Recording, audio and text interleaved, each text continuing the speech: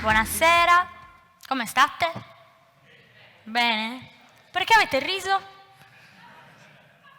Questa è una chiacchierata un po' critica, perché l'essere sardi ma anche italiani è un po' una malattia, diceva lui, il tecnico, però effettivamente è una cosa con la quale siamo stati educati, no? Una frase che si sente, alle volte prendiamo in giro chi dice questa frase, siamo sardi ma anche italiani, ma alcuni la dicono, la sentono, la percepiscono, ma soprattutto, in teoria, è una realtà, nel senso, la carta d'identità ce l'avete tutti, il passaporto ce l'avete tutti ed è italiano, giusto?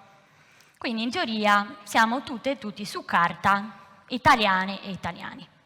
Ci muoviamo nel mondo come italiane e come italiani, nel senso che ci rapportiamo con gli altri nel mondo, prima di tutto attraverso la nostra nazionalità.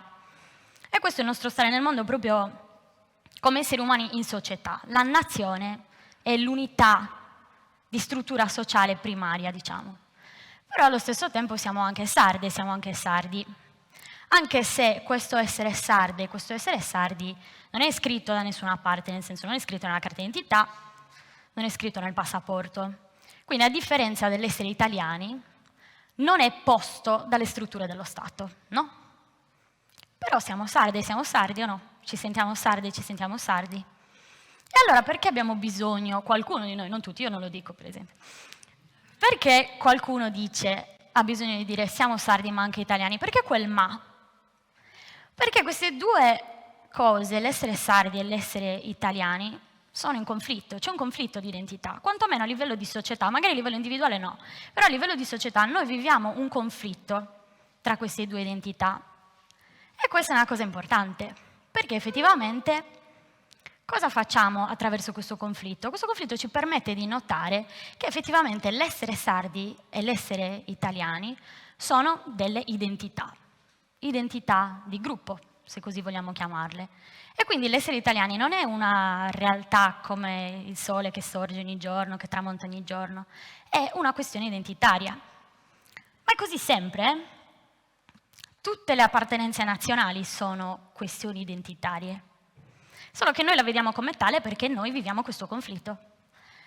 E un'altra cosa importante che vediamo tra queste due identità è la disparità, perché una è posta dalle strutture dello Stato, una è confermata quotidianamente dalle strutture dello Stato, l'altra no.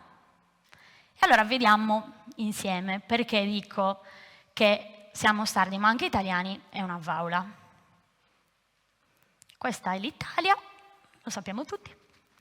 E quelli che vedete lì ovviamente sono i confini dello Stato. Vabbè, abbiamo studiato tutte e tutti insomma che l'Italia nasce in un determinato periodo, noi abbiamo l'unità d'Italia, se non mi ricordo male era nel 1861, quindi sappiamo tutte e tutti che a un certo punto nella storia si costituisce questa unità, questo Stato-nazione. Ma sapere che la nazione nasce in un determinato periodo non ci impedisce di pensarla in un determinato modo, di pensarla come se fosse eterna. E mo vi spiego meglio. Tutte le nazioni, per esistere, hanno bisogno di raccontarsi come se fossero eterne, come se il popolo che vive nel territorio nazionale fosse un popolo che è sempre esistito, cioè come se la storia del popolo italiano si potesse ritrovare nel passato. E questa è una cosa che diversi studiosi di nazionalismi hanno notato, cioè la storia della nazione non è costruita cronologicamente, no? È costruita all'indietro. Quindi vai all'indietro cerchi quei momenti della storia passata che sono momenti emblematici, rappresentativi della storia del popolo italiano. E quindi aiutatemi un po', l'impero romano, Medioevo, col Medioevo soprattutto la lingua, no? La lingua italiana. Esatto, Rinascimento, Risorgimento, anche. E questi momenti storici si associano anche a personaggi, figure che incarnano le caratteristiche del cittadino italiano per eccellenza, Dante, Mazzini, no?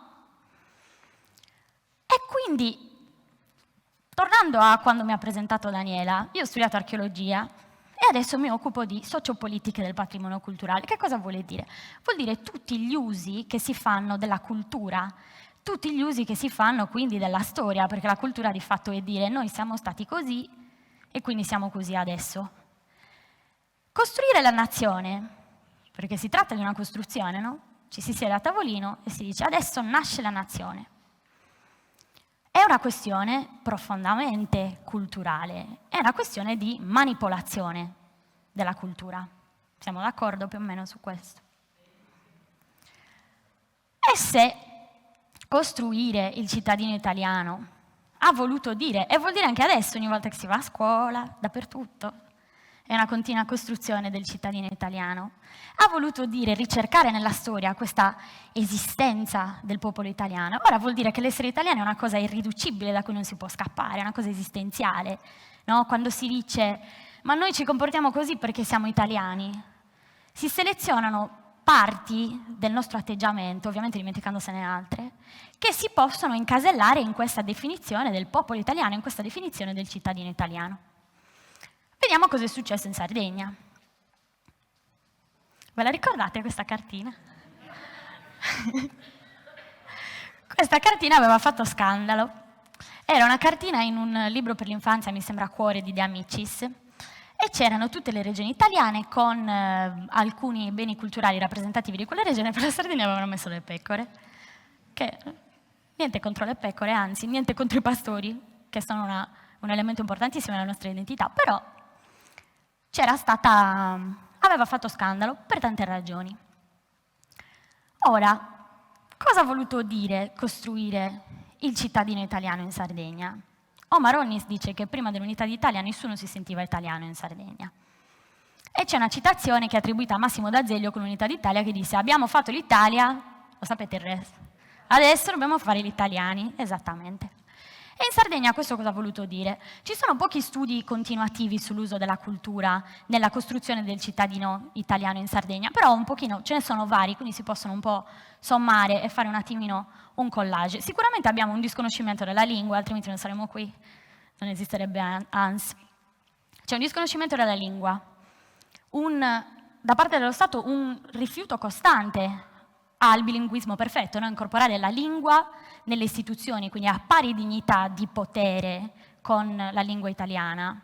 Poi c'è anche tutta una questione di sviluppo della vergogna che si costruisce attraverso gli strumenti dell'egemonia, i media e soprattutto l'istruzione scolastica. Una vergogna verso l'essere sardi, una vergogna verso tutto ciò che si può legare alla sardità.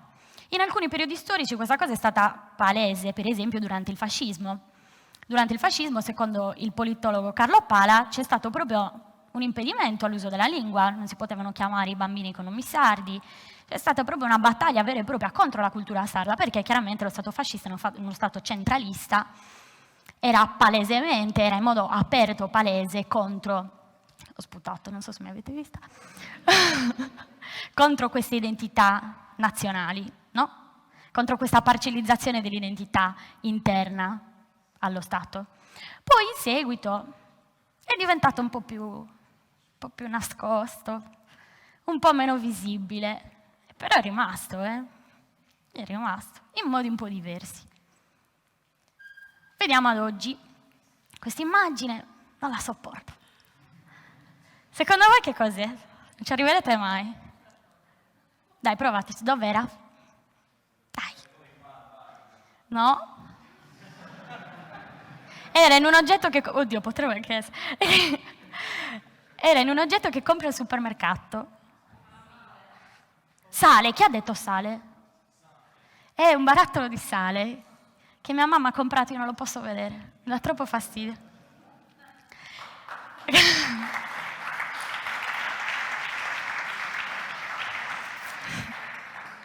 Sto guardando la mia amica lì, anche lei non lo può vedere. Però è molto indicativo, è molto indicativo. Innanzitutto, una cosa che sappiamo tutte e tutti, altrimenti di nuovo non saremo qui, è che questa identità sarda, nonostante queste politiche di costruzione dell'italianità in Sardegna, resiste, persiste, e noi continuiamo a sentirci sardi e a sentirci sardi. Le ragioni potrebbero essere molteplici, sono sicuramente da investigare e da studiare, magari una di queste è che viviamo in un'isola. potrebbe essere.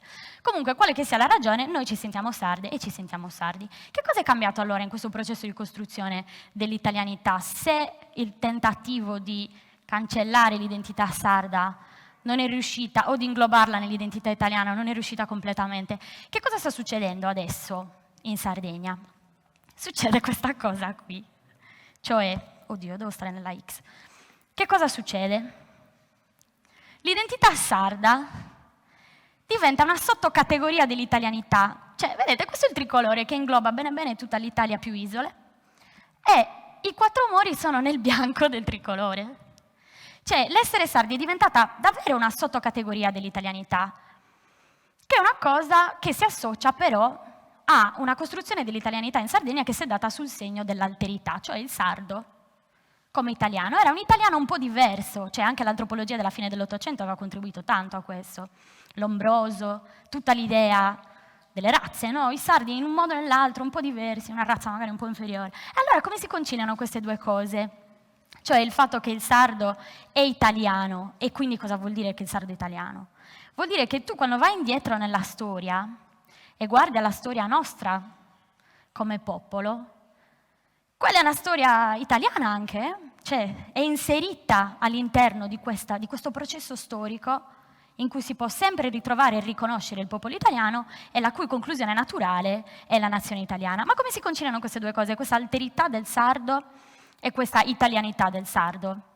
È un po' un processo maieutico in realtà, come a dire, voi ce l'avete dentro l'italianità, voi siete italiani, dovete soltanto capirlo, no?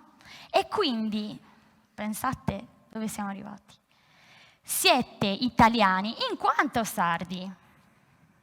Vedete? È potente, no? Molto potente. Allora, torniamo al punto di partenza. Perché quindi siamo sardi ma anche italiani? È una vaula.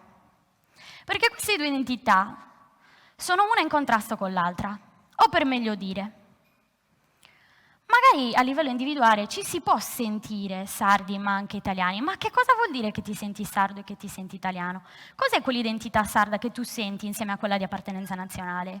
È un'identità neutralizzata, ma non è che sto facendo le teorie del complotto, è che l'identità nazionale, per esistere, deve poter porre a un livello per il quale non sono più pericolose le identità minoritarie al suo interno, perché in quel modo non sono più pericolose per l'unità dello Stato.